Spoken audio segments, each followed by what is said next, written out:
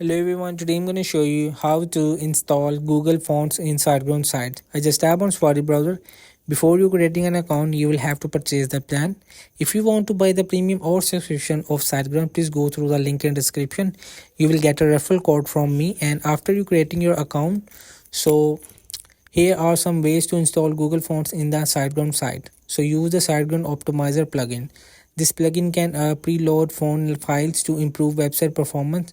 To do this, so go to the optimizer setting and front-end journal, then find the fonts preload feature, then enter the URL to your phone and click to confirm. So after next, add fonts manually, locate a font, upload the font file to your website and tell your theme that it has a new font.